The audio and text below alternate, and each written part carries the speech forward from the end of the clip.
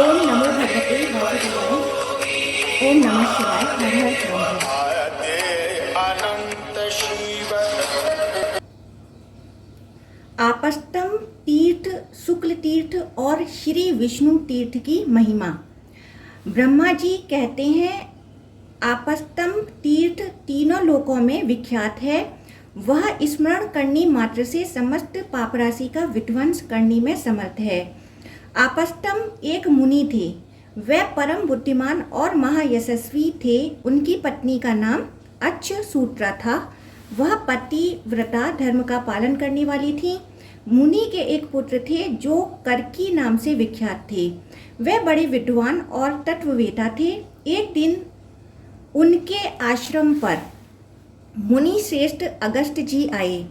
शिष्यों सहित मुनीश्वर आपस्तंभ ने अगस्त जी का पूजन किया और इस प्रकार पूछा, मुनिवर, तीनों देवताओं में कौन पूज्य हैं? अनादि और अनंत कौन है तथा वेदों में किसका यशोगान किया गया है? महामुने, यही मेरा संशय है। इसे दूर करने के लिए आप कुछ उपदेश करें। अगस्त जी बोले, धर्म, अर्थ, काम और मोक्ष की सिद्धि में शब्द प्रमाण बतलाया जाता है। उसमें भी वैदिक शब्द सबसे श्रेष्ठ प्रमाण है। वेद के द्वारा जिनका यशोगान होता है वह परात्पर पुरुष परमात्मा है। जो मृत्यु के अधीन होता है उसे अपर क्षर पुरुष जानना चाहिए और जो अमृत है उसे पर अक्षर पुरुष कहते हैं। अमृत के भी दो स्वरूप हैं, मूर्त और अमूर्त। जो अमूर्त निराकार है उसे पर ब्रह्मा जानना चाहिए और मूर्त को अपर ब्रह्मा कहते हैं।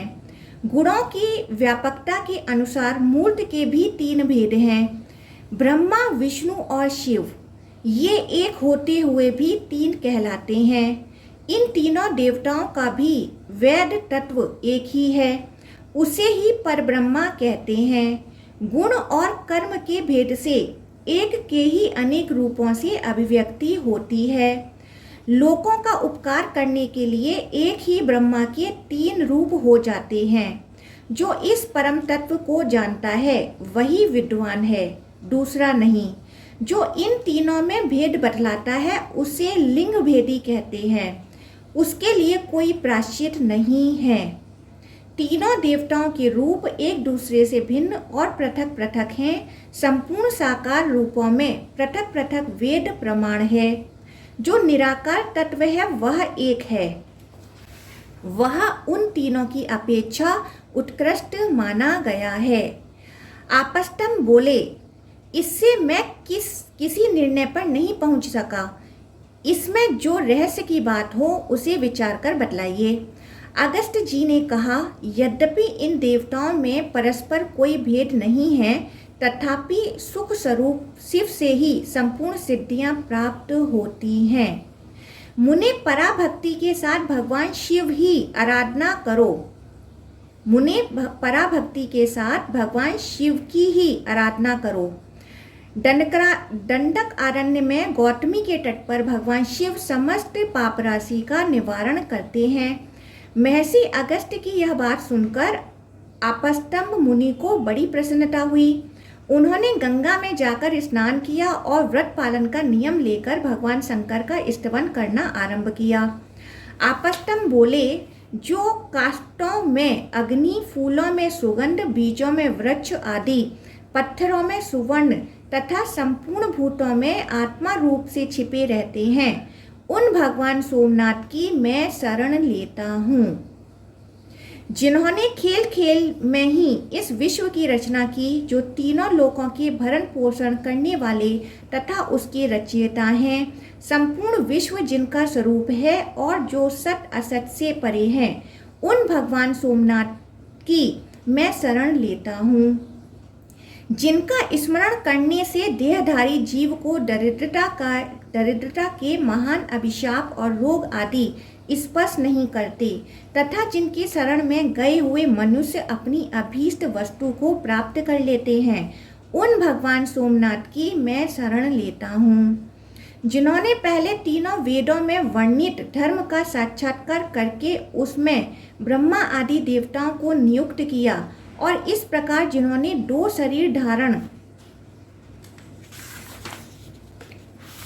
किए, उन भगवान सोमनाथ की मैं शरण लेता हूँ। नमस्कार, मंत्रोच्चार पूर्वक हवन किया हुआ हविष्य तथा श्रद्धा पूर्वक किया हुआ पूजन, ये सब जिनको प्राप्त होते हैं तथा संपूर्ण देवता जिनकी दी हुई हवि को ग्रहण करते हैं, उन भगवान सोमनाथ की मैं शरण लेता हूँ। जिनसे बढ़कर दूसरी कोई उत्तम वस्तु नहीं है, जिनसे बढ़कर अत्यंत सूक्ष्म भी कोई नहीं है तथा जिनसे बढ़कर महान से महान वस्तु भी दूसरी नहीं है, उन भगवान सोमनाथ की मैं शरण लेता हूँ। जिनकी आज्ञा से यह विचित्र अचिंत्य नाना प्रकार का और महान विश्व एक ही कार्य में संलग्न हो निरंतर परिचालित रहता है, उन भगवान सोमनाथ की मैं शरण लेता हूँ। जिनमें ऐश्वर्य, सबका आधिपत्य, कर्तृत्व, दातत्व, महत्व, प्रीति, यश और सौख्य, ये अनादि धर्म हैं, उन भगवान सोमनाथ की मैं शरण लेता हूँ। जो सदा शरण लेने योग्य, सबके पूजनीय, शरणागत के प्रिय, नित्य कल्याणमय तथा सर्वस्वरूप हैं, उन भगवान सोमनाथ की मैं शरण लेता हूँ। इस प्रकार स्तुति करने पर भगवान शंकर ने प्रसन्न होकर कहा, मुने कोई वर मांगो।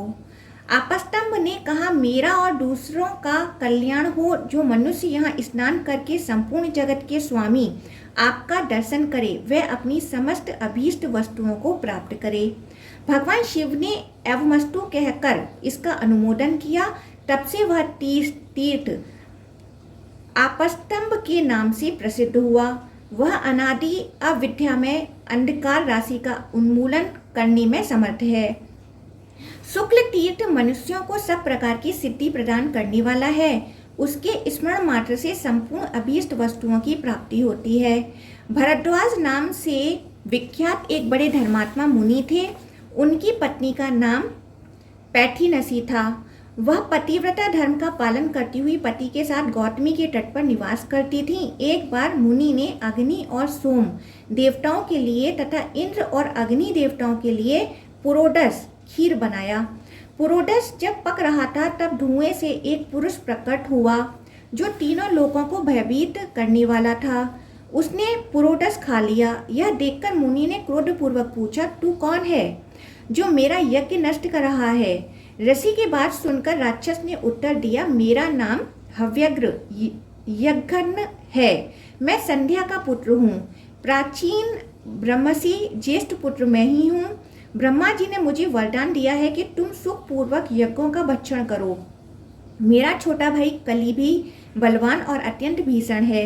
मैं काला, मेरे पिता काले, मेरी माँ काली तथा मेरा छोटा भाई भी काला ही है। मैं कृतांत बनकर यज्ञ का नाश और यूप का छेदन करूंगा। भरद्वाज ने कहा, तुम मेरे यज्ञ की रक्षा करो, क्योंकि यह प्रिय एवं सनातन धर्म है। मैं जानता हूँ तुम यज्ञ का नाश करने वाले हो, तो भी मेरा अनुरोध है कि तुम ब्राह्मणों सहित मेरे यज्ञ की रक्षा करो। यज्ञघन ने कहा, भरद्वाज तुम संक्षेप से मेरी बात सुनो। पूर्व काल में देवताओं और दानवों के समीप ब्रह्मा जी ने मुझे शाप दिया। उस समय मैंने लोक पितामह ब्रह्मा जी को प्रार्थना करके प्रसन्न किया। तब उन्होंने कहा, जब श्रेष्ठ मुनि तुम्हारे ऊपर अमृत का छींटा दें, तब तुम शाप से मुक्त हो जाओगे। इसके सिवा और कोई उपाय नहीं है। ब्राह्मण, जब आप ऐसा करेंगे तब आपकी जो इच्छा होगी वह सब पूर्ण होगी। यह बात कभी मिथ्या नहीं हो सकती। भरद्वाज ने फिर कहा, महामते तुम मेरे सखा हो, अतः जिस उपाय से यज्ञ की रक्षा हो वह बताओ, मैं उसे अवश्य करूंगा। देवताओं और दैत्यों ने एकत्रित होकर कभी क्षीर समुद्र का मंथन किया था। उस समय बड़े कष्ट से उन्हें अमृत मिला। वही अमृत मुझे कैसे सुलभ हो सकता है? यदि तुम प्रेमवश प्रसन्न हो तो जो सुलभ वस्तु हो वही मांगो। ऋषि की यह बात सुनकर राक्षस ने प्रसन्नता पूर्वक कहा, गौतमी गंगा का जल अमृत है, सुवर्ण अमृत कहलाता है, गाय का घी भी अमृत है और सोम को भी अमृत ही माना जाता है। इन सबके द्वारा मेरा अभिषेक करो। अथवा गंगा का जल, घी और सुवर्ण, इन तीनों वस्तुओं से ही अभिषेक करो। सबसे उत्कृष्ट एवं दिव्य अमृत है गौतमी गंगा का जल। यह सुनकर भरद्वाज मुनि को बड़ा संतोष हुआ। उन्होंने बड़े आदर के साथ गंगा का अमृत में जल हाथ में लिया और उससे राक्षस का अभिषेक किया। इससे वह महाबली राक्षस शुक्ल वर्ण का होकर प्रकट हुआ। जो पहले काला था वह क्षण भर में गोरा हो गया। प्रतापी भरद्वाज ने संपूर्ण यज्ञ समाप्त करके ऋत्विजों को विदा किया। इसके बाद राक्षस ने पुनः भरद्वाज से कहा, मुने, अब मैं जाता हूँ। तुमने मुझे गौर वर्ण का कर दिया। तुम्हारे इस तीर्थ में जो लोग स्नान, दान और पूजन आदि करें, उन सबके अभीष्ट फलों की सिद्धि हो। इसके स्मरण मात्र से सब पाप नष्ट हो जाएं। तब से वह शुक्ल तीर्थ के नाम से विख्यात हुआ। दंडकारण्य गौतमी गंगा के तट पर वह तीर्थ स्वर्ग का खुला हुआ दरवाजा है। वहाँ गंगा जी के दोनों तटों पर 60,000 तीर्थ हैं, जो सब प्रकार की सिद्धि प्रदान करने वाले हैं। श्री विष्णु तीर्थ के नाम से जो विख्यात तीर्थ है, उसका वृतांत सुनो। मृदुगल के पुत्र मौदगल हैं, एक प्रसिद्ध महर्षि थे। उनकी पत्नी का नाम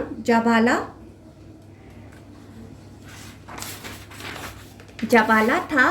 वह उत्तम पुत्रों की जननी थी। मौदगल के पिता मृदुगल ऋषि भी संपूर्ण विश्व में विख्यात थे। उनकी पत्नी भागीरथी के नाम से प्रसिद्ध थीं। मौदगल ऋषि प्रातःकाल ही गंगा स्नान करते थे। यह उनका नित्य का कार्य था।